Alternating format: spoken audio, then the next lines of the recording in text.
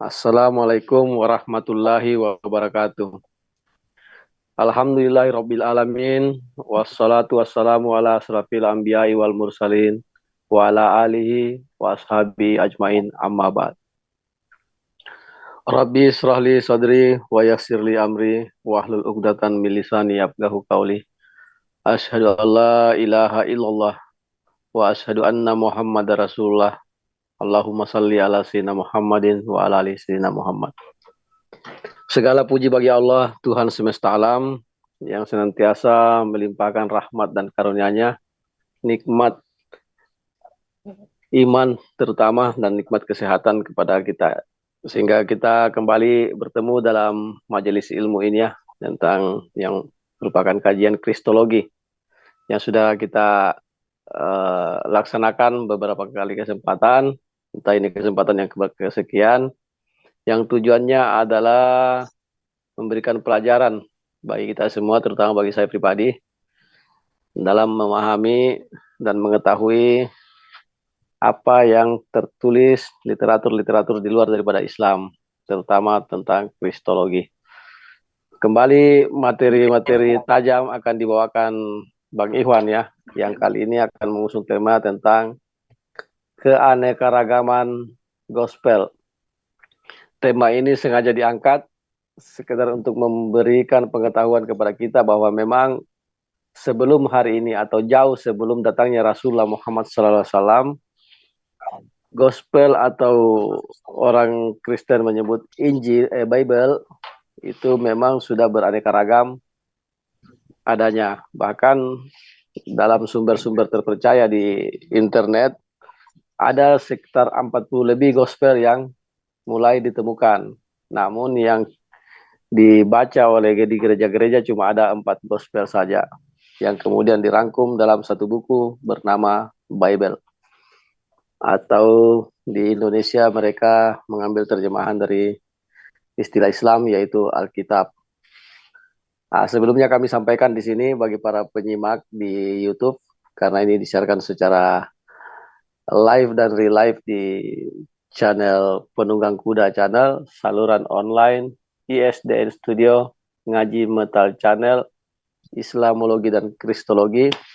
Kami sampaikan bahwa dalam kajian ini, dalam pemaparan selanjutnya, pemateri hanya membaca atau menyampaikan informasi dari sumber-sumber yang terpercaya, bukanlah merupakan penafsiran pemateri sendiri, hanya menjabarkan apa yang sebenarnya yang kita dapatkan atau pengetahuan-pengetahuan yang baru yang kami temukan di sini. Oke, langsung saja silakan Bang Ikhwan dimulai. Terima kasih moderator. Assalamualaikum warahmatullahi wabarakatuh. Waalaikumsalam. Alhamdulillah malam hari ini kita patut bersyukur pada Allah Subhanahu wa taala. Kita akan kembali melakukan kajian kristologi kita dengan tema keanekaragaman Injil atau keanekaragaman gospel. Ya, tema ini kelanjutan dari tema-tema sebelumnya. Tentu kita merujuk kepada firman Allah Subhanahu wa taala di dalam Al-Maidah ayat 15. Saya bacakan terjemahannya. Bismillahirrahmanirrahim. Hai ahli kitab, sungguhnya telah datang kepadamu Rasul kami menjelaskan kepadamu banyak dari isi Alkitab yang kamu sembunyikan dan banyak pula yang dibiarkannya. Sesungguhnya telah datang kepadamu cahaya dari Allah dan kitab yang menerangkan. Dengan kitab itulah Allah menunjuki orang-orang yang mengikuti keridaannya ke jalan keselamatan, dan dengan kitab itu pula Allah mengeluarkan orang-orang itu dari gelap gulita kepada cahaya yang terang, benderang dengan seizinnya, dan menunjuki mereka ke jalan yang lurus. Tentu kajian kita malam hari ini, kita ingin melihat kebenaran daripada ayat Al-Quran ini, bahwa banyak isi kitab yang disembunyikan oleh ahli kitab.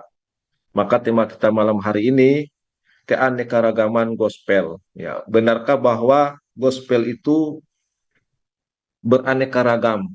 Nah, tentu kita akan mengambil sumber-sumber yang uh, konkret, baik dari dalam sumber gospel sendiri yang kita ketahui bersama bahwa ternyata gospel itu bukan hanya satu gospel saja, tetapi ada banyak gospel. Nah, kajian kita malam hari ini tentu kita akan kaji melalui 7 poin tentang keanekaragaman gospel ini.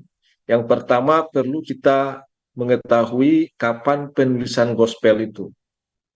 Yang kedua, seperti yang kita ketahui bahwa gospel yang di kanon itu hanya 4. Nah, tentu kita bertanya, ya mengapa hanya 4 gospel saja yang di kanon, termasuk kisah Rasul itu dimasukkan, sementara masih terdapat gospel-gospel yang lain yang jumlahnya lebih banyak dari apa yang di kanon ini.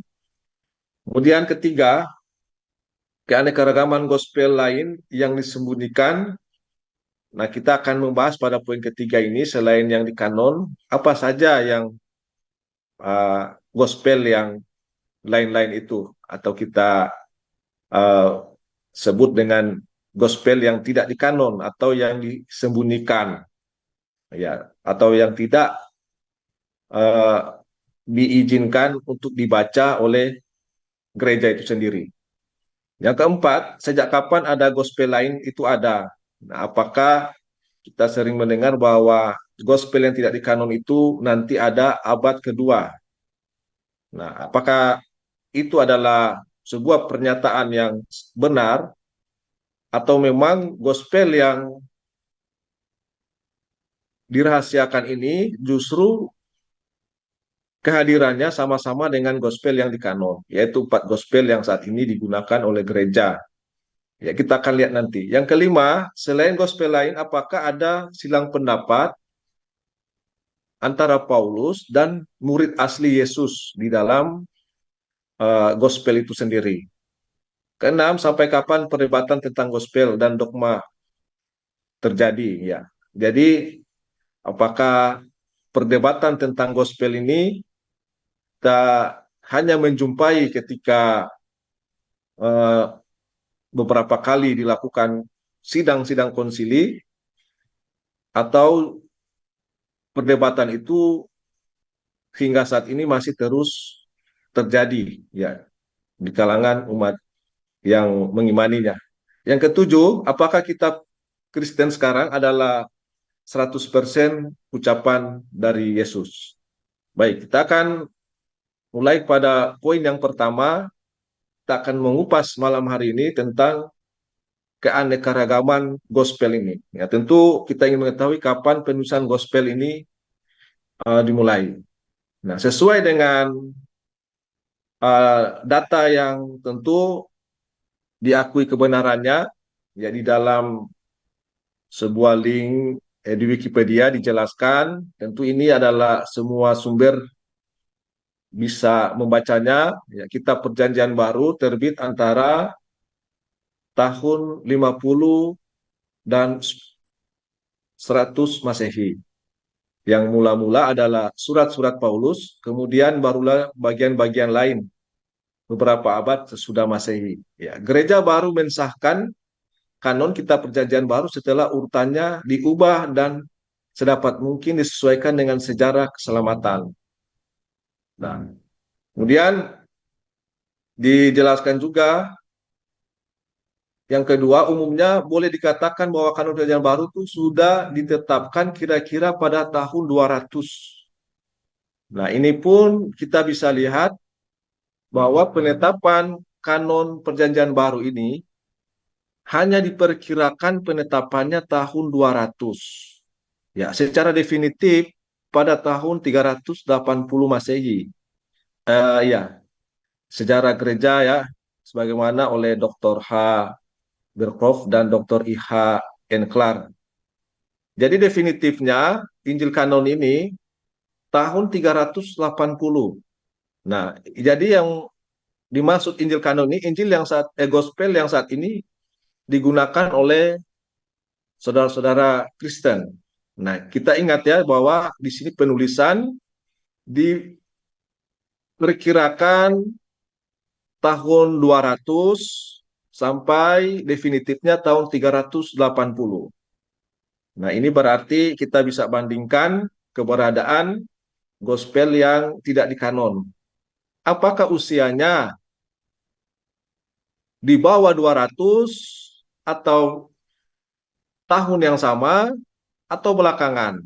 Nah, sehingga ini menjawab tentu uh, alasan-alasan mengapa kitab-kitab yang jumlahnya lebih banyak dianggap apokrif dan gnostik oleh umat Kristiani. Nah, kita bisa buka link selanjutnya ya dari Wikipedia ini tentang penulisan gospel ini. Lebih lengkap kita bisa baca di sana. Ya, kita bisa buka juga supaya lebih jelas. Kita akan buka linknya langsung.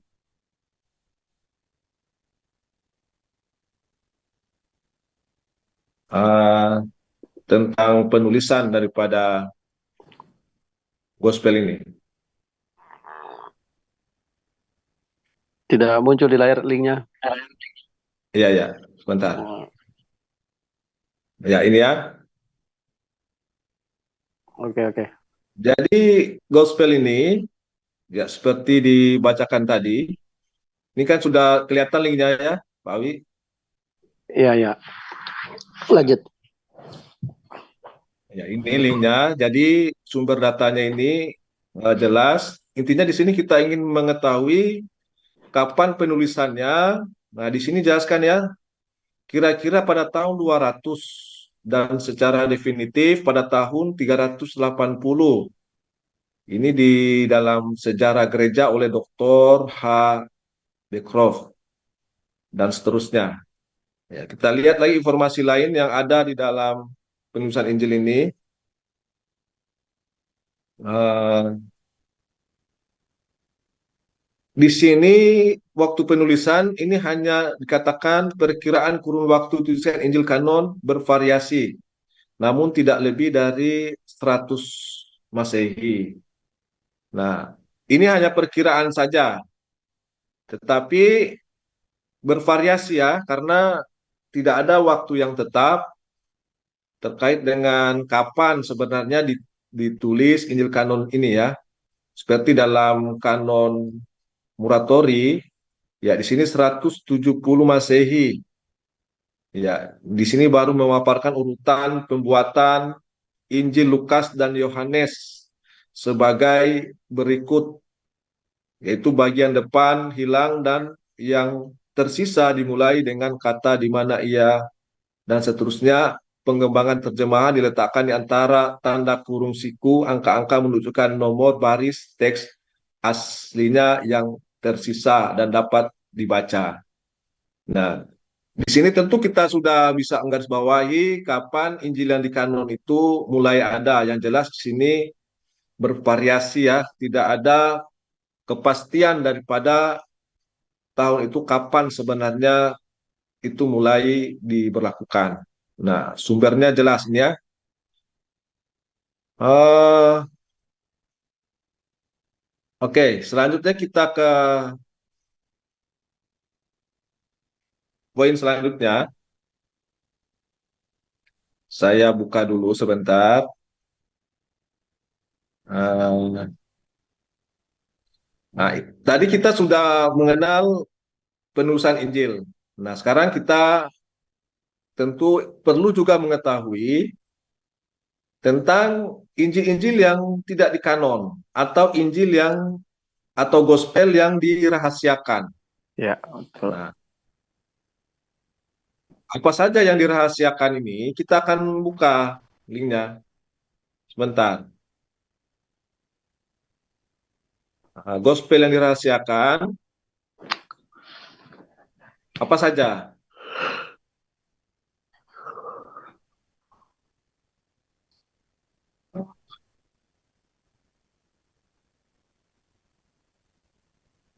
Kurang lebih 40-an ya. Kita akan Iya. tampilkan datanya gospel yang dirahasiakan.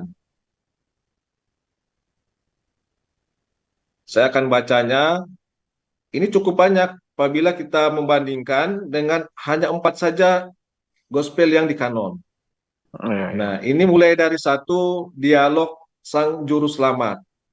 Kemudian Andreas, Peles, terusnya Bardeneses, ya, Bartolomeus, Basilides, kelahiran Maria, Cerintus, Hawa, Eboinit, orang-orang Mesir, Enkratites, 4 wilayah surgawi, orang-orang Ibrani, seterusnya Hesihius, seterusnya masa kecil Yesus Kristus, Yudas Iskariot, Yude, Marsion, Mani, Maria, Matias, Marintus, menurut kaum Nazaret. Ya, ini cukup banyak. Ini termasuk keragaman Injil yang Oh, tidak tidak dikanon. dikanon atau dirahasiakan. Nah, tentu di sini kita harus mengetahui apa sebenarnya menyebabkan Injil ini dirahasiakan. Maka kita akan membuka beberapa daripada isi gospel ini agar kita mengetahui apa saja yang dirahasiakan di dalam uh, gospel ini. Nah, kita lihat di dalam uh, keanekaragaman ini, ya kita buka linknya, kita mengambil sumber dari sarapan pagi ya, agar kita tidak memberikan data yang tidak akurat.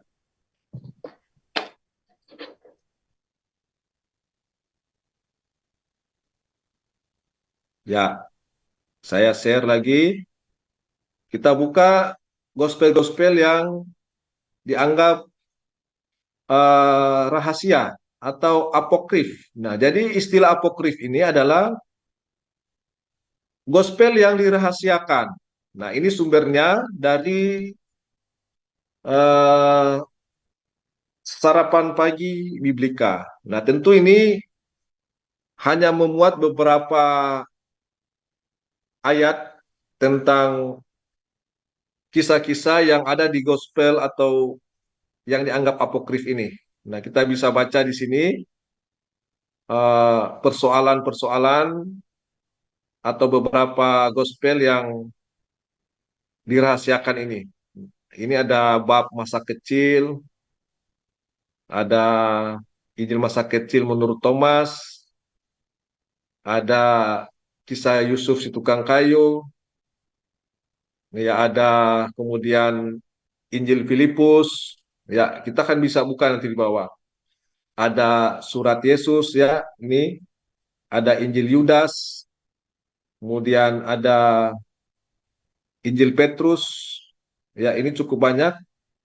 Injil orang Ibrani, ada Wahyu Petrus, dan seterusnya. Nah, di dalam gospel-gospel rahasia ini atau apokrif, apa saja sebenarnya yang menyebabkan ini dilarang atau dirahasiakan? Ya, yang jelas pelarangan ini ya karena ada perbedaan-perbedaan tentang kisah antara gospel yang dikanon dan gospel yang dirahasiakan ini. Kita akan lihat beberapa perbedaan ya, yang di sini juga sebenarnya ditulis oleh sumber Kristen sendiri tetapi tidak diimani. Ya, ini dianggap oleh orang-orang Kristen sebagai ajaran sesat. Nah, padahal kalau kita melihat sumber kapan keberadaan gospel ini mulai ada, maka ini bahkan ditulis perkiraan tahun 2 Masehi ke bawah juga. Jadi ada datanya juga yang menuliskan tentang keberadaan ini. Ini bukan lahir dari abad 21, tetapi ini memang sudah ada sejak abad kedua ya. Ya, baik kita akan melihat beberapa perbedaan yang dituliskan.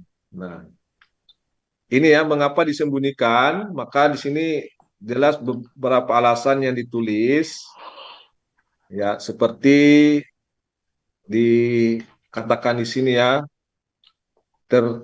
Tertullianus, Clemens dari Alexandria, dan terlebih dari lagi Irenaeus, Uskup Lyon sekitar tahun 180 Masehi menulis Adversus Haireses atau melawan bid'ah, memberi gambaran tentang sekte-sekte yang memperkenalkan ajaran-ajaran yang berbeda dari ajaran resmi.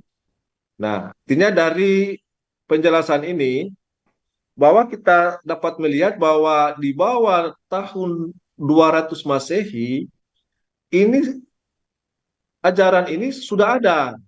Ya, bahkan di sini tahun 180 Masehi.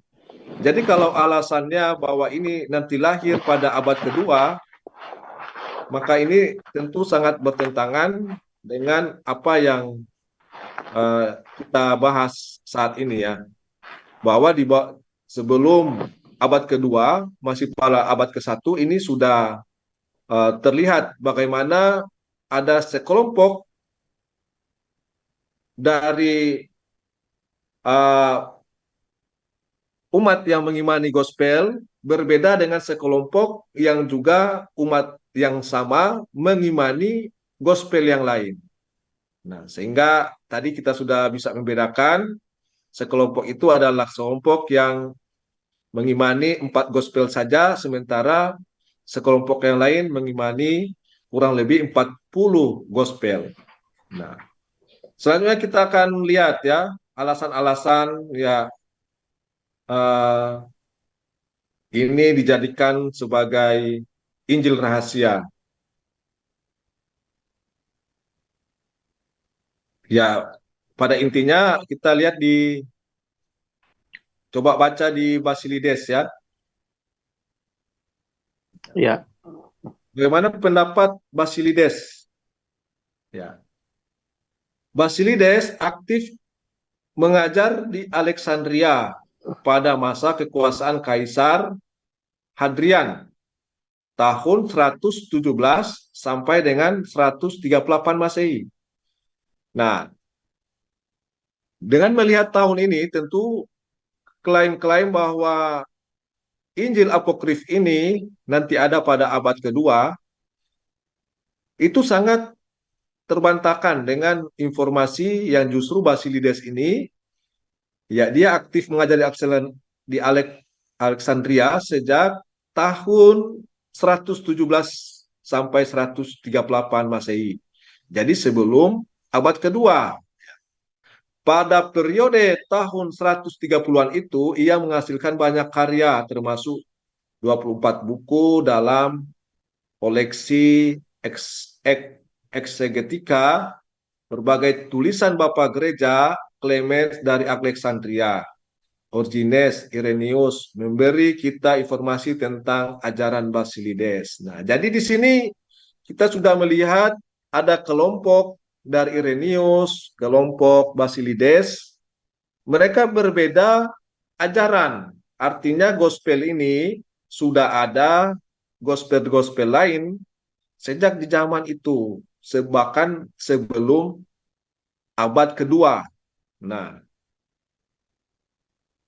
jadi antara Irenaeus dan Basilides ini tentu berbeda pandangan. Ya, tetapi yang kita bahas saat ini tentu hanya membuktikan bahwa gospel kanon dan apokrif itu justru kehadirannya sama-sama ada di masa waktu-waktu itu. Ya, jadi tidak ada dikatakan bahwa apokrif lahir belakangan. Nah, apa sebenarnya menjadi penyebab Injil-Injil atau gospel ini menjadi terlarang? Maka kita dapat baca sedikit di dalam penjelasan ya kisah bahwa Yesus berhasil menyelamatkan diri dari penyaliban. Ya, di dalam ayat berikut ya kita baca di sini, mereka yang ada di sana menghukum aku, ya Yesus, dan aku dalam kenyataannya tidaklah mati, melainkan hanya kelihatannya saja, supaya aku tidak mereka permalukan, karena mereka adalah kaumku sendiri. karena kematianku yang mereka kira telah terjadi. Sesungguhnya telah terjadi bagi mereka dalam kekeliruan dan kebutaan mereka. Karena mereka telah memakukan orang mereka sendiri ke kematian mereka. Ayah mereka sendirilah yang telah minum anggur asam, bukan aku. Mereka memukul aku dengan tongkat, itu adalah orang lain. Simon yang memikul salib pada bahunya, orang lainlah yang mereka kira sebagai diriku. Dan ke atas kepalanya mereka meletakkan mahkota duri. Dan aku menertawakan ketidaktahuan mereka, karena aku mengubah bentuk diriku dari satu wujud ke wujud yang lain. Nah, inilah mungkin yang menjadi salah satu alasan gospel Basilides ini dirahasiakan atau ditolak atau tidak di kanon sebagai gospel yang resmi diimani oleh para pengikutnya pada saat itu dan saat ini. Jadi intinya di sini kita sudah melihat bahwa keberadaan gospel di sini sudah ada sebelum abad kedua. Ya, jadi di sini menjelaskan tentang tahun dan isi daripada gospel yang kita baca ini. Ya, selanjutnya kita bisa lihat ada mungkin yang dianggap tidak bisa dibaca atau bertentangan dengan Injil kanon. Ya, kita bisa melihat di dalam kisah lain eh, perkembangan sistem penulisan. Ya, kita lihat.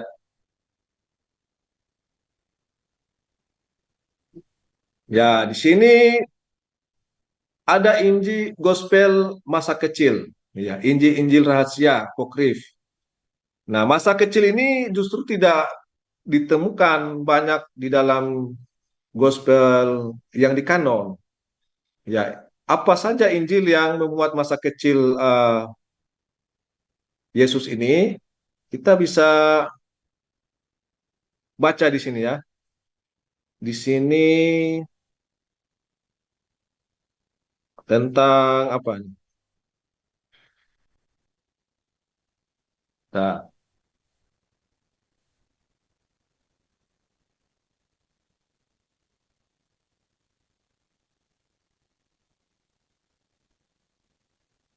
ya, Injil masa kecil ini kita baca salah satu ayatnya ya. Ini menurut Thomas. Ya. Ternyata di dalam Gospel Thomas ini menjelaskan Injil masa kecil menurut Thomas ya, termasuk salah satu dari tulisan pertama yang ingin mengabarkan kehidupan Yesus sebagai seorang anak. Nah, tulisan ini sudah beredar luas pada paruh pertama abad kedua. Nah, di sini juga kita bisa melihat bahwa ternyata keberadaannya ini justru di awal-awal abad kedua, bahkan tadi kita sudah membaca juga bahwa gospel yang kanon itu juga dimulai pada tahun 200 ya, Masehi. Nah, kita lihat isi daripada gospel kanon ini dalam tulisan ini dikisahkan hidup Yesus sejak berusia 5 tahun sampai ketika ia usia 12 tahun pergi bersama orang tuanya ke Yerusalem. Penutup tulisan berkisah demikian ya sebagai berikut. Ya, kita baca uh, di dalam beberapa ayat saja ya, yang karena kepanjangan kita lihat saja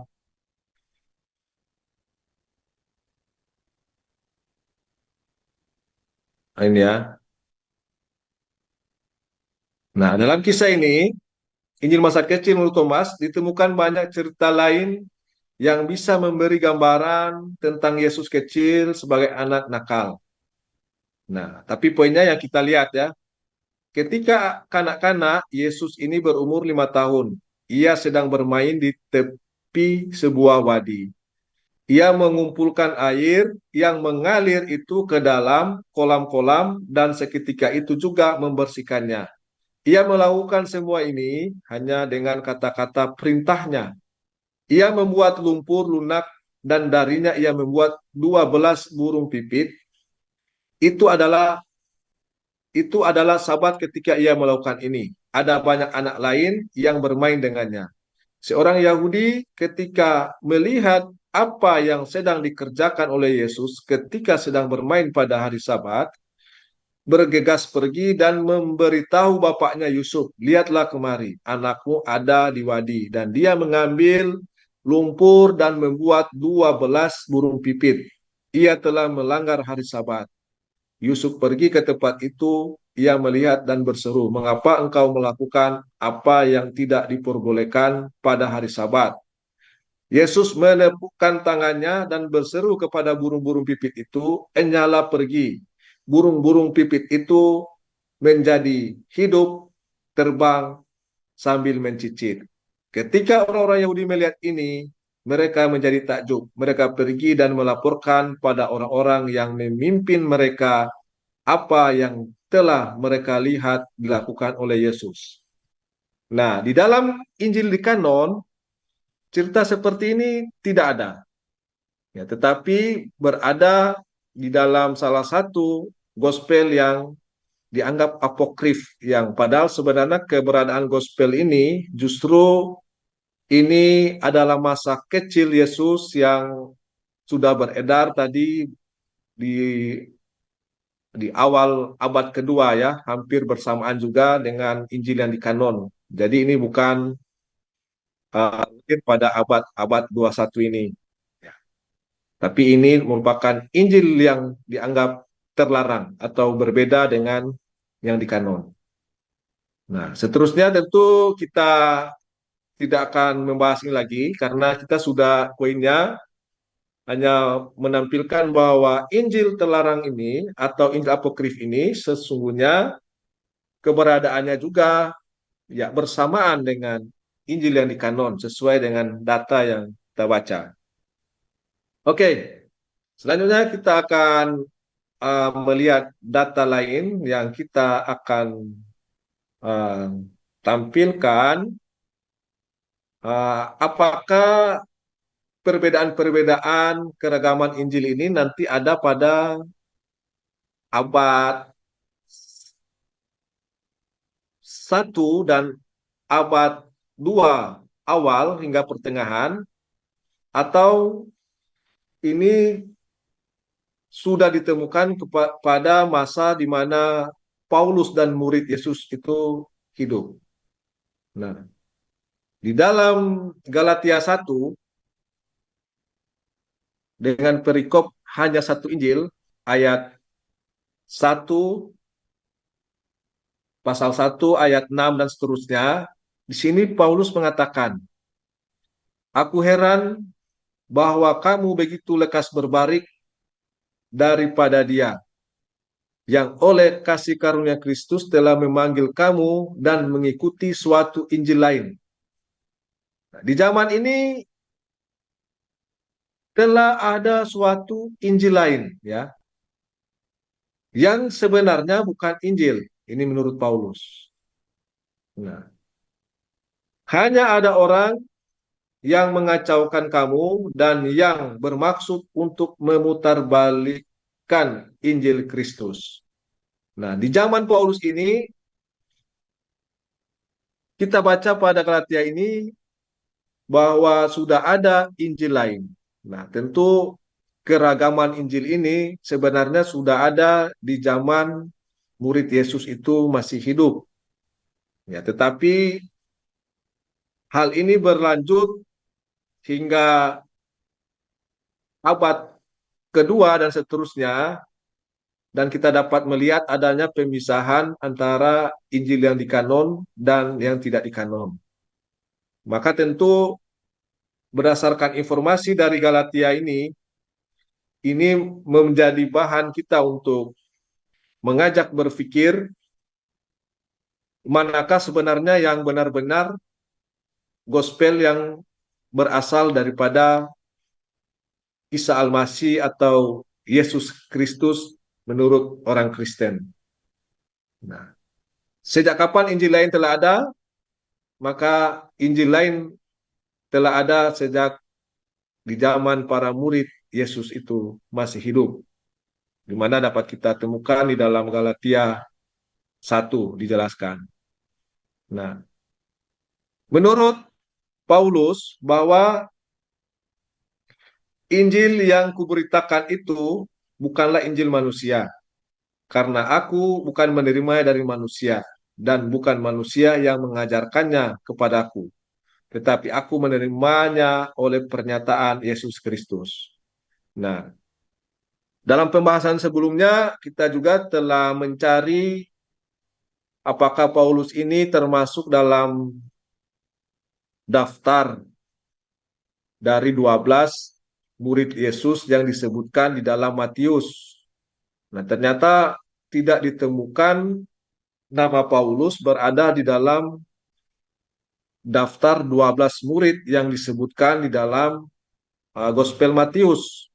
Sehingga dipertanyakan bahwa dia mengatakan bahwa tetapi aku menerimanya oleh pernyataan Yesus Kristus. Ya, sementara Paulus tidak pernah menjadi murid dan tidak pernah semasa Yesus masih hidup bertemu dan bertatap muka dengan Yesus, kecuali pengakuannya ketika Yesus sudah tidak berada di tengah-tengah muridnya.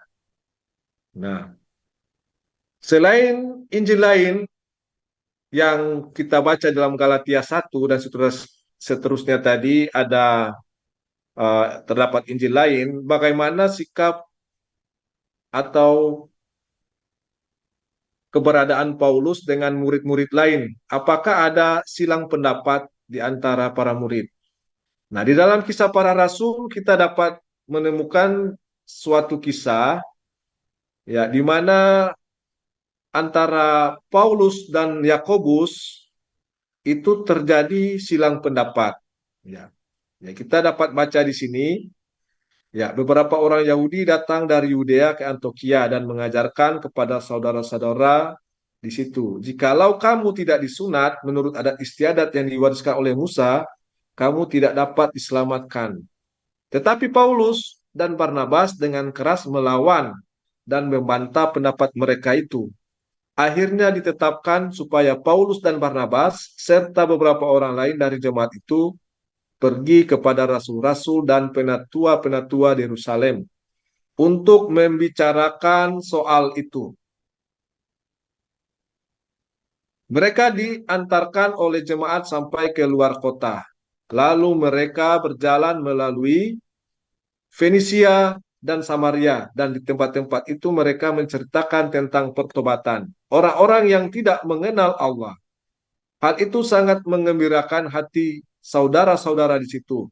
Setibanya di Yerusalem, mereka disambut oleh jemaat dan oleh rasul-rasul dan penatua-penatua, lalu mereka menceritakan segala sesuatu yang Allah lakukan dengan perantaraan mereka. Tetapi beberapa orang dari golongan Farisi yang telah menjadi percaya datang berkata, orang-orang bukan Yahudi harus disunat dan diwajibkan untuk menuruti hukum Taurat.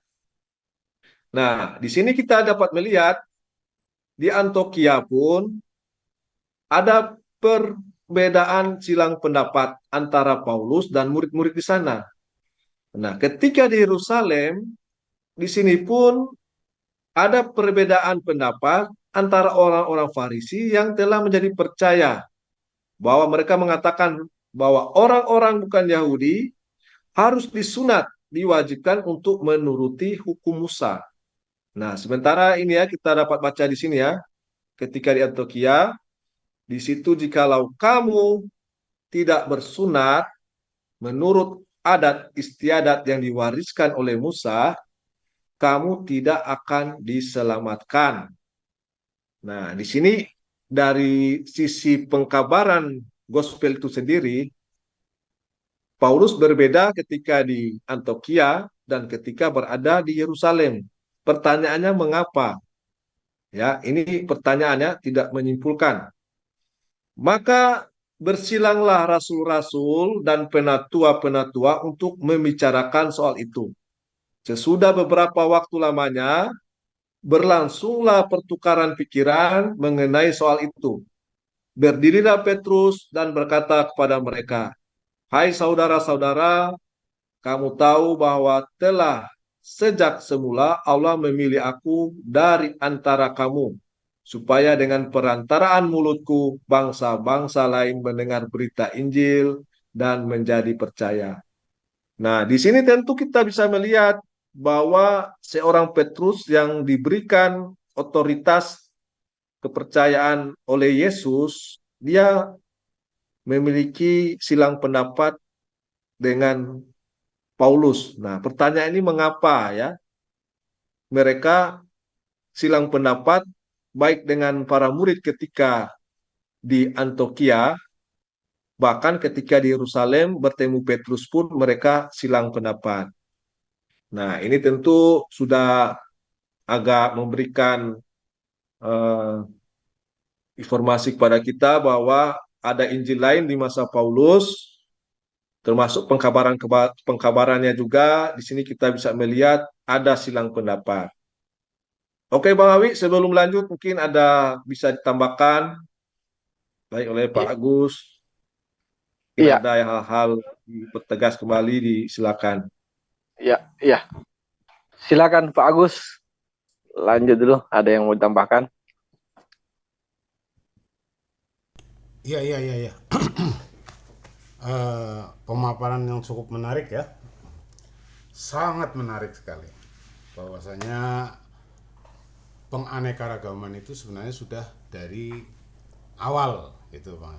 Dari era pra Yesus, tapi eh, kekristenan awal ya, atau katakan eh, pasca kenaikan Yesus itu.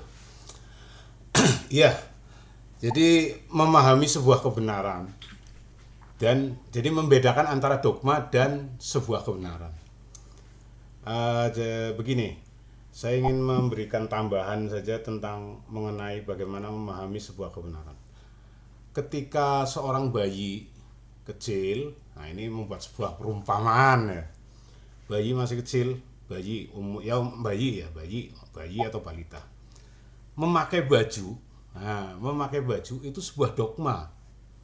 Dia nggak tahu kalau mau telanjang ya telanjang saja, mau pakai baju enggak. Jadi dia enggak pernah minta bayi umur 2 tahun 3 tahun, nah, anak 3 tahun balik itu pakai baju ya pakai baju, kalau tidak dibiarkan tidak pakai baju ya tidak pakai baju. Itulah sebuah dogma.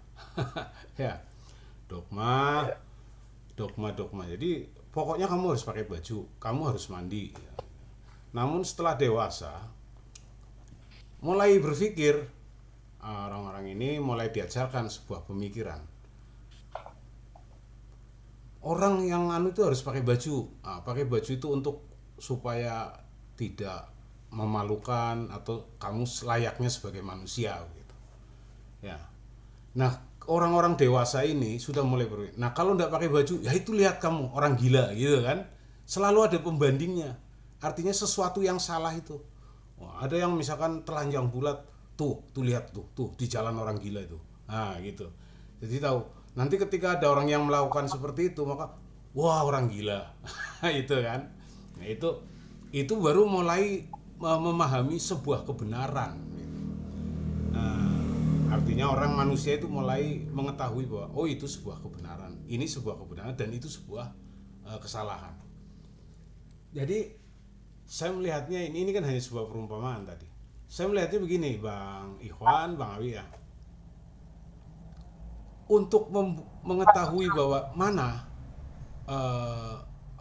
Biblos atau Biblos atau apa namanya gospel ini karena sudah beraneka ragam, maka sudah layaknya bahwa untuk menyatakan sebuah kebenaran dalam apa namanya canon atau sinopsis, maka umat itu harus bisa melihat yang tidak benar gitu. Bukan hanya ini yang benar, terus yang tidak benar yang mana? Oh, yang tidak benar kitabnya agama A, agama B. Bukan. Kalau itu yang tidak, kalau memang faktanya bahwa faktualnya bahwa ada yang tidak benar dari dari PB itu yang lain, ya tunjukkan ini yang tidak benar, silakan kamu baca, nanti kamu akan tahu perbedaannya, ya kan? Nah, ini berdasarkan ini bedanya ada di sini, bedanya ada di sini. Ya. Ya, itu penting sekali untuk mengetahui sebuah kebenaran. Bukan dengan cara pokoknya ini yang benar gitu. Ini dengan kacamata ilmiah ya, ilmiah. Artinya saya bukan menilai sebuah inginnya tapi kalau keimanan kita tidak akan mengganggu. Akan tetapi kalau ingin mengetahui sebuah kebenaran ya begitu konsepnya tadi. Nah, ini yang benar. Nah, itu yang salah. Kamu baca silakan kalau tidak percaya itu. Oh, itu salah, gitu kan. Dalam hal ini saya sedikit membandingkan dengan di dalam Islam. Tapi ini juga bicara tentang keilmiahan saja.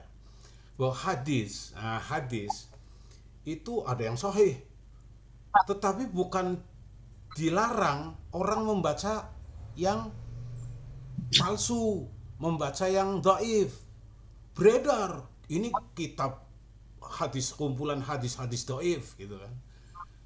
Ini kumpulan kitab hadis-hadis sahih ya.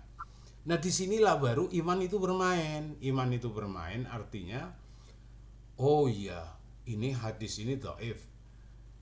Dan iman pun masih dengan akal. Oh, kenapa disebut dhaif? Kenapa disebut sahih? Itu kita tahu. Jalurnya tahu. Oh, ada yang begini-begini. Nah, disitulah nanti setelah menilai ini dhaif, ini sahih, baru beriman. Oh, kita harus mengimani hadis-hadis yang sahih misalkan, atau hasan, atau yang lebih tinggi lagi mutawatir misalkan gitu. Nah, jadi itu pemahaman tentang sebuah kebenaran.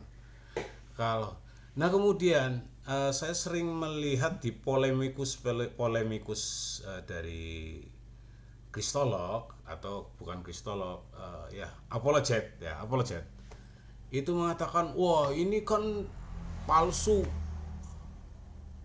apokrif, gnostik, karena abad keempat, abad kelima. Sebenarnya di dalam beberapa penjelasan yang saya dapat itu tidak ada yang disebut dengan tradisi lisan gitu. Ya, boleh saya ambil share screen-nya sedikit, Pak? Boleh. Ya, saya ambil share screen-nya. Ya. Silakan. Iya. Ini. Ya.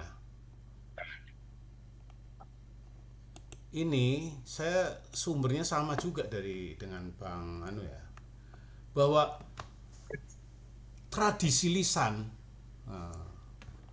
mereka ini sudah jelas ini dalam sebuah penjelasan ya. Ini saya langsung garis bahwa di dalam pengkanonan atau di dalam kitab-kitab itu, kitab-kitab PB terutama ya, saya lebih menyoroti PB itu, sebenarnya tradisi lisan itu sudah bermain, sudah ada gitu maksudnya ya. Nah, ini ada di sini beberapa sumber tertulis PB. Nah, ini nih, PB mempunyai masa perkembangan seperti itu ya.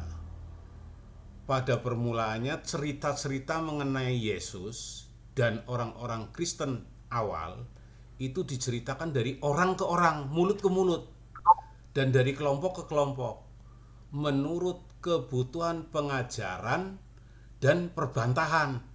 Jadi sudah melalui suatu proses diskusi, perdebatan. Jadi yang tadi diuraikan bahwa ada Injil lain oleh Paulus itu, ya ini dijelaskan di sini juga Bang Ivan ya.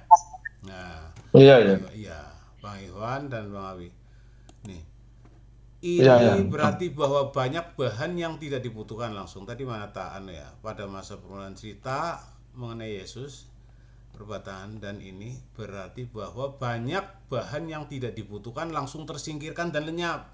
Ya jadi cerita ini pun sesuai dengan kebutuhan gitu.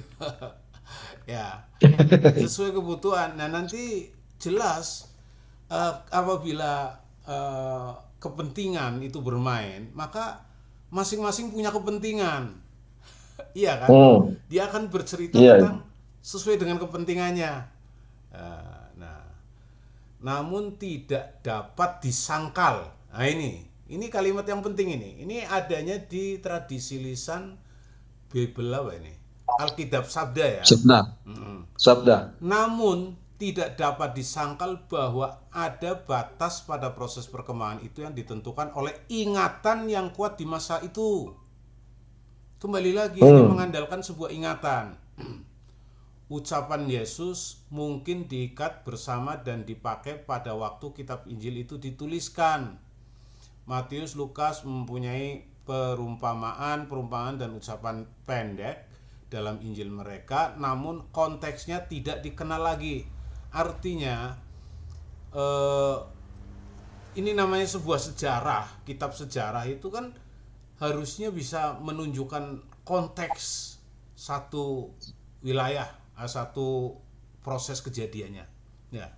Nah, ternyata di sini diakui bahwa konteksnya pun tidak jelas. Nah, konteksnya tidak jelas. Jadi inilah. Jadi yang penting bahwa pada masa permulaan cerita-cerita mengenai Yesus dan orang-orang Kristen perdana itu diceritakan dari orang ke orang dan dari kelompok ke kelompok menurut artinya yang tertulis abad kedua bisa jadi adalah dari mulut ke mulut dari abad pertama atau dari kekristenan awal atau dari kekristenan perdana itu baru ditulis nanti pada abad kedua, abad ketiga, abad ke-1, tapi dari mulut ke mulut tidak bisa dihindari. Dan kembali lagi, itu pun kitab yang ditemukan. Bisa jadi yang sebelumnya sudah beredar kitab itu, nah, kan yang ditemukan kan cuma satu kitab, salinannya, ya kan? Bisa jadi adalah salinannya, tapi kitab itu sudah dituliskan sudah dari kekristenan awal. Kembali lagi itu, artinya ini kitab yang dulu masih dituliskan pada lembaran-lembaran yang mudah musnah, tapi setelah abad kedua mulai dituliskan di lembaran kulit misalkan kan, jadi lebih awet. Nah gitu, jadi bukan berarti itu baru ditulis abad kedua, enggak. Ini kadang perlu diluruskan lah otak-otak mereka ini, para apologet ya, asal jebral aja gitu. Oke, terima kasih Bang Iwan, Bang Awi. Saya rasa itu tambahan dari saya. Terima kasih. Ya, terima kasih Pak Agus. Saya sudah sedikit memberikan tambahan. Ini sebagai kesimpulan pribadi saya dari menyimak ini ya. Meskipun pemateri tidak mengambil kesimpulan, cuma saya menyimpulkan bahwa Injil-Injil lain atau yang disembunyikan ini memang ada dan sejaman dengan murid-murid Paulus yang tertulis di dalam Matius tadi itu. Ada dan sejaman oleh itu. Bahkan penulisannya pun saya rasa sejaman dengan itu. Karena Injil ini sudah ada sejak zaman murid-murid Yesus masih hidup. Itu yang poin pertama yang saya tangkap dari ini, dari bisa saya simpulkan. Yang kedua, yang saya bisa simpulkan itu adalah adanya perbedaan, seperti kata Pak Agus tadi, faktor kepentingan. Sang pengkanon ini, entah berapa orang yang berkumpul saat itu, terus merumuskan mana gospel yang harus di-clipping dalam satu buku, kemudian disebut Bible itu, adanya kepentingan orang-orang itu. Sehingga setahu saya dengar dari teman-teman Kristen cerita bahwa pada saat proses pengkanonan itu ada beberapa aliran yang akhirnya diusir dan tidak disetujui, dianggap sebagai aliran sesat karena membawakan Injil yang berbeda dari apa yang dikanon saat ini. Yang ketiga, mengenai ini, pertanyaan besar sebenarnya ini kepada teman-teman Kristen yang mengimani gospel ini, tidakkah mereka pernah bertanya-tanya atau mencari informasi di dunia internet saat ini mengenai Injil apokrif ini ternyata jumlahnya 10 kali lipat daripada gospel yang di kanon. Dan gospel yang di kanon itu otomatis berbeda, sangat jauh berbeda dengan gospel yang disembunyikan. Bahkan gospel yang disembunyikan ini mungkin ya, semuanya itu senada. Mungkin senada semuanya atau minimal 50% mereka sama semua. Jadi pertanyaan, apakah 40 Injil ini akan lebih salah atau akan dianggap tidak benar dibandingkan 4 itu? Sedangkan yang 40 mayoritas menyuarakan hal yang sama ya. Itu. Yang keempat, apa standar pada saat pengkanonan itu? Nah, inilah tadi kita kembali lagi pada kepentingan, standar kepentingan yang dipakai, sehingga ada 40 Injil ini yang di apokrif, yang disembunyikan.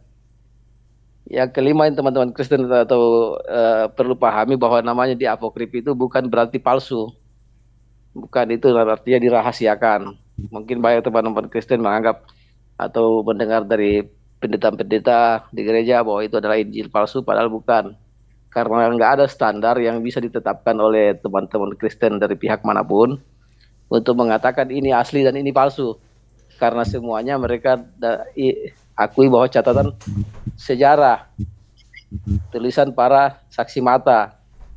Kalau kita bicara sejarah, keimanan disandarkan pada sejarah ini konyol. Karena sejarah itu akan ditulis sesuai dengan kepentingan. Contoh kecil saja sejarah di Indonesia ini kan. Sejarah di Indonesia yang kita ketahui di zaman Soeharto dengan di zaman sekarang berbeda. Berbeda. Banyak. Contohnya G30 SPKI. Di zaman Soeharto buku sejarahnya ceritanya, alur ceritanya seperti ini. Setelah Soeharto lengser, akhirnya alur cerita sejarah tentang PKI itu berbeda lagi. Ini salah satu contoh, semoga membuka pikiran kepada teman-teman Kristen yang menyandarkan keimanannya hanya kepada katanya catatan sejarah. Padahal sejarah yang dicatat orang gitu ya tergantung kepentingannya. Bahkan kalau dalam bahasa politiknya siapa yang bayar, maka itu yang dibenarkan dalam sejarah. Yang keenam, ya seperti tadi, ternyata di dalam Galatia, si Paulus sendiri mengakui dan sudah menyebutkan bahwa ada Injil lain. Di sini menegaskan bahwa Injil ini, gospel apokrif ini pun sudah ada sejak Paulus masih mengajarkan ajaran yang bertentangan dengan Injil yang disembunyikan ini. Silakan dilanjutkan, Bang Iwan. Oke, baik. Kita lanjutkan terkait dengan tadi sudah kita cukup jelas ya bahwa ada keanekaragaman gospel itu sejak zaman Paulus di Galatia telah ada gospel lain, bahkan kita sudah membeda juga Injil yang dikanon atau yang resmi dibaca hanya 4, sedangkan sisanya dianggap apokrif atau terlarang dibaca. Nah, ini tentu tadi sudah kita melihat beberapa catatan informasi tahun keberadaannya itu justru ya bersamaan ya antara kanon dengan apokrif.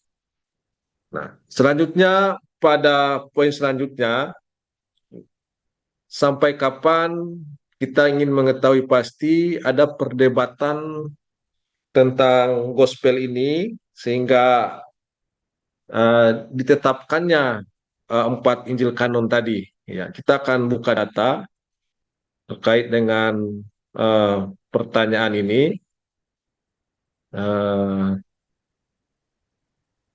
Nah, di sini sumber datanya ya, di Konsili Nikea 1 ini kita bisa baca ya.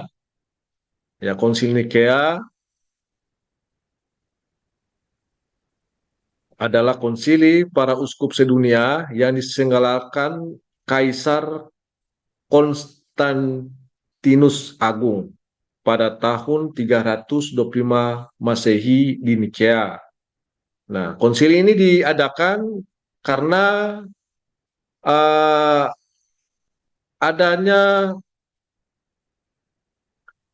sengketa-sengketa ya di sini ya capaian-capaian utamanya adalah penuntasan sengketa kristologi mengenai kodrat ilahi Allah Putra dan hubungan dengan Allah Bapa.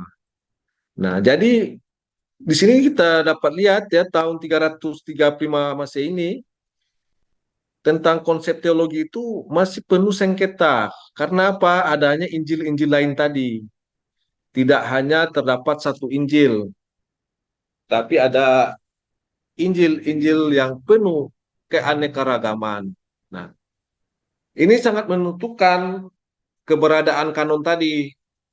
Nah, siapa yang mengkanon? Nah, yang mengkanon ini tentu tidak lepas peran dari eh, penguasa-penguasa kekaisaran Romawi ketika itu. Maka tentu tadi Bang Awi menjelaskan 4 yang dikanon, sementara yang apokrifa kurang lebih 40. Mengapa bisa menang 4? Ya karena di bawah kekuasaan kekaisaran Romawi. Yang jelas tidak akan mampu mengalahkan kekuasaan. Nah, ini penyeragaman tanggal perayaan Paskah, nah, dan promulgasi hukum kanon perdana.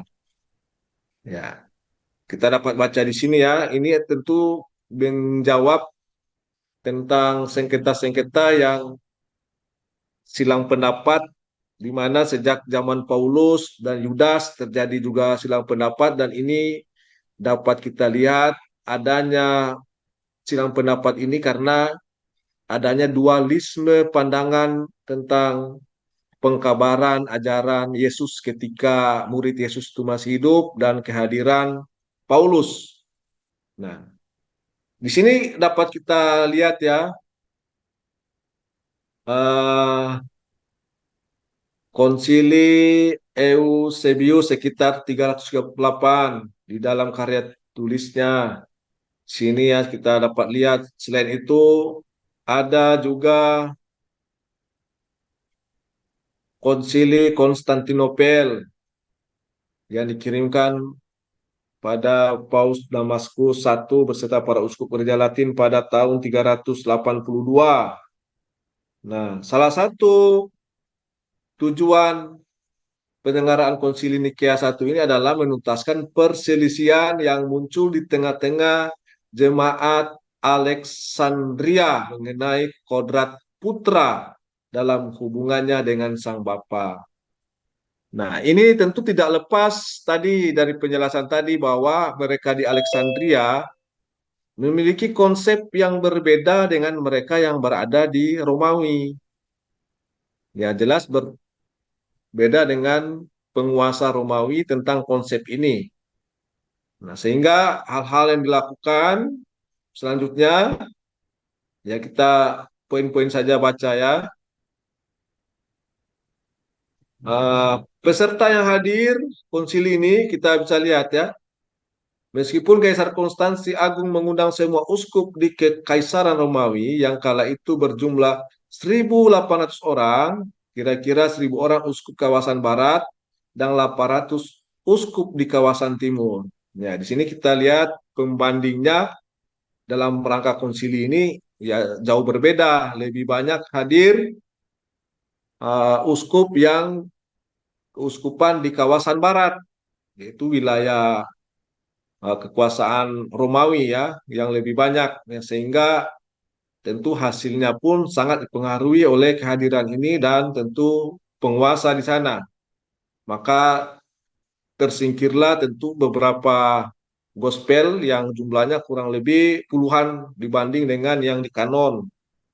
Nah, di sini juga kita dapat lihat informasi lain tentang uh, apa yang mereka lakukan di konsili ini ya. Ya, pokok masalah yang utama yang dikemukakan Arius berkenaan dengan hubungan antara Allah Bapa dan Allah Putra.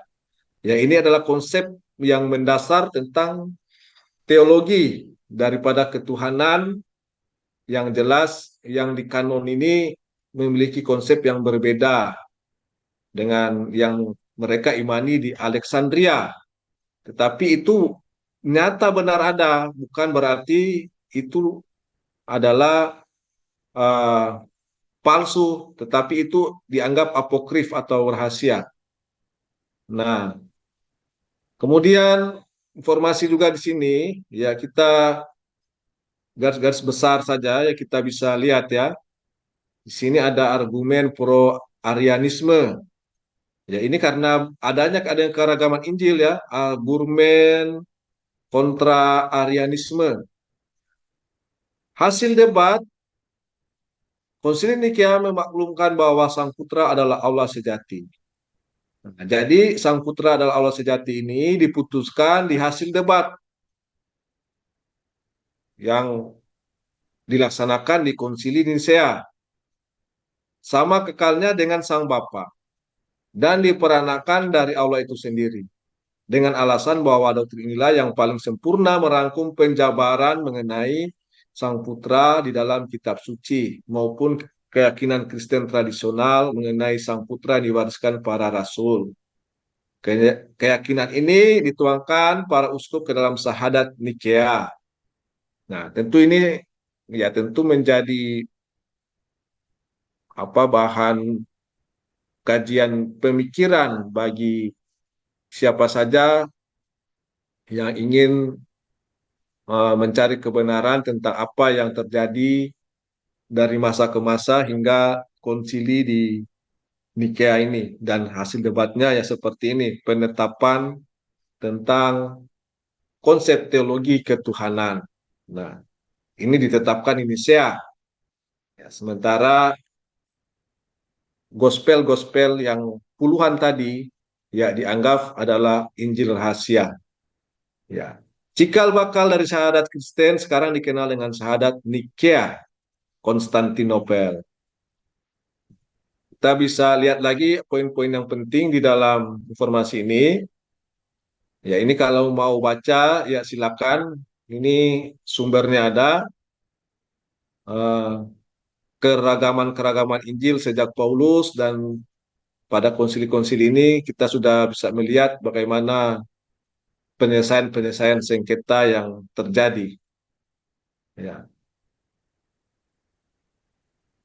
Ini beda pandangan tentang peran uskup, seterusnya. Ini luar biasa ini ya. Kalau kita lihat, tentu eh, banyak hal yang bisa kita dapat dari hal ini. Oke, selanjutnya ini sudah kita sajikan data terkait dengan perdebatan ini sampai pada masa konsili di Nikea. Dan pada poin terakhir kita eh, terkait dengan apakah kitab Kristen sekarang adalah 100% adalah ucapan Yesus. Tentu ini adalah pertanyaan yang sangat erat kaitannya dengan pembahasan-pembahasan kita sebelumnya. Nah, tentu data yang kita ambil di dalam Alkitab Sabda, di mana dijelaskan pada uh, link ini tentang Yesus Seminar. Di sini dijelaskan bahwa saya baca ya, pemakaian analisis redaksi yang ketat dalam radikal dapat dilihat pada Yesus Seminar, yaitu suatu kelompok sarjana sejumlah 70 lebih, kebanyakan sarjana liberal yang bertemu untuk mengevaluasi keabsahan catatan PB tentang tindakan dan perkataan Yesus. Mereka berkumpul 2 kali setahun. Nah, ini orang-orang terpelajar ya dari kalangan Kristen, sarjana Kristen, mengajukan makalah-makalah penelitian, mendiskusikan teks-teks, dan memungut suara atas keotentikan materi yang didiskusikan. Secara khusus bagian-bagian atau kadang-kadang seluruh perikop, kadang dapat 1 atau 2 kata yang hendak diwarnai. Warna merah berarti Yesus mengatakan hal tersebut, atau paling tidak sesuatu sangat mirip dengannya, atau asli. Jadi mereka menandai ayat-ayat dalam Alkitab itu dengan berwarna merah. Berarti itu dianggap asli ucapan Yesus. Kemudian merah muda, ya merah muda menandakan sedikit ketidakpastian tentang keautentikan perkataan itu, dalam kurung mungkin asli. Abu-abu menunjuk pada keraguan-raguan atau mungkin tidak asli. Dan hitam berarti teks tersebut berasal dari sumber lebih awal atau kemudian namun bukan dari Yesus atau tidak asli. Nah, beberapa tahun terakhir mereka telah mencapai pada suatu kesimpulan bahwa Yesus tidak pernah mengatakan sebanyak 82% dari apa yang kitab-kitab Injil kanon catat sebagai perkataannya, sedangkan sisanya 18%. Nah, di sini tentu kita sudah dapat penjelasan dari sarjana Kristen ini bahwa di dalam Injil kanon hanya perkiraan 18% saja ucapan Yesus, tetapi masih diragukan pula. Nah, makanya gospel-gospel yang dirahasiakan tadi yang jumlahnya kurang lebih 40-an. Nah, kalau terbuka kita secara jujur ingin membacanya, ya mungkin lebih banyak di sana ada benarnya. Ya, sehingga 82% ini carinya kemana? Ya, bagi yang mengimani gospel, tentu silakan ya cari gospel-gospel yang dirahasiakan itu. Ya, gebrakan mereka cukup hebat adalah diterbitkannya buku The Five Gospels, Their Search for the Authentic Words of Jesus, baru-baru ini ya. Jadi silakan juga cari bukunya ini. Buku ini mengemukakan kitab Injil kelima yang perlu dimasukkan ke dalam kanon di samping keempat Injil yang lain, yaitu Injil Thomas. Nah, Injil Thomas tadi saya sudah bacakan. Salah satu dari penyampaian Injil Thomas itu ketika Yesus membuat burung. Ketika masa kanak-kanak, dia meniupkannya, kemudian burung itu hidup. Nah, ini para sarjana Kristen ini mengusulkan Injil Thomas itu dimasukkan karena menurut mereka itu benar. Nah, sementara Al-Quran telah menginformasikan juga kepada kita, Allah Subhanahu wa Ta'ala, tentang perbuatan Yesus itu ketika masih kanak-kanak. Allah memberikan mukjizat Isa Al-Masih bisa membuat burung. Tetapi menurut orang-orang yang tidak pernah mempelajari gospel ini, mereka mengatakan bahwa Al-Quran meniru kitab yang terdahulu. Ya, kalau meniru, pertanyaannya justru Al-Quran ya mencatat dengan segala kemuliaan Rasulullah Isa Al-Masih itu sama sekali tidak seperti digambarkan oleh orang-orang yang mengimani gospel. Nah, tentu ini para sarjana Kristen ini yang melakukan Yesus Seminar ini juga telah mengkaji bahwa Injil Thomas lebih banyak informasi yang benar terdapat di sana, tetapi menjadi batu sandungan. Ya, mudah-mudahan ini bisa terus berkembang sehingga dimasukkanlah Injil Gospel Thomas ini dalam salah satu Injil yang di kanon. Ya. Bahkan sebagian dari mereka mengatakan Yesus yang sesungguhnya lebih merupakan kritik sosial seperti Sokrates daripada anak Allah dan pemberita kerajaan Allah. Nah, yang menarik, beberapa klaim terpenting dari mereka tentang kitab Injil tersebut tidak berkaitan dengan evakuasi terhadap perkataan-perkataan Yesus atas dasar kriteria objektif yang diperlukan untuk keautentikan. Mereka lebih pada asumsi-asumsi mereka yang berprasangka.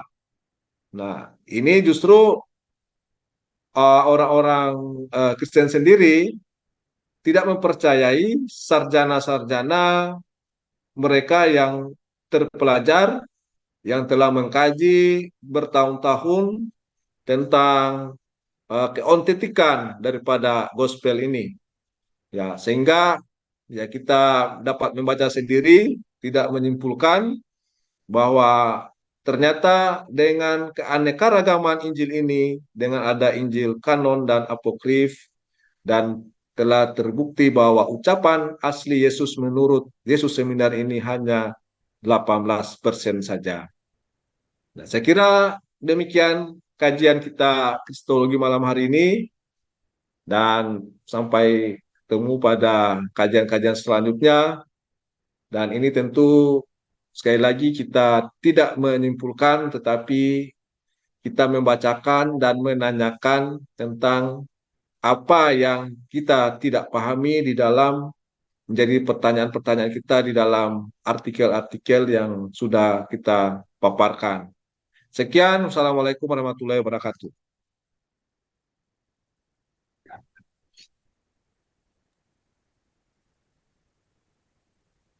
Silakan, Pak Awi.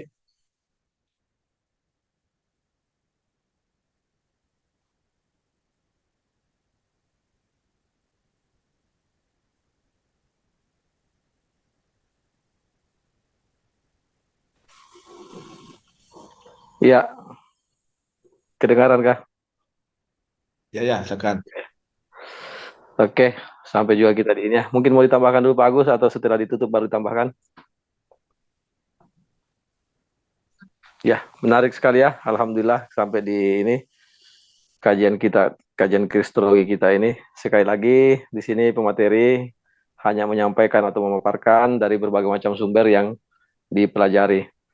Kami tidak, pemateri sama sekali tidak menyimpulkan, hanya memberikan tantangan bagi penyimak untuk mencari kebenaran. Ya, demikianlah ya penutup dari moderator. Subhanakallahumma wa bihamdika la ilaha illa anta wa astaghfiruka wa atubu ilaih. Wabillahi taufiq wal hidayah. Wassalamualaikum warahmatullahi wabarakatuh. Live-nya kita tutup dulu.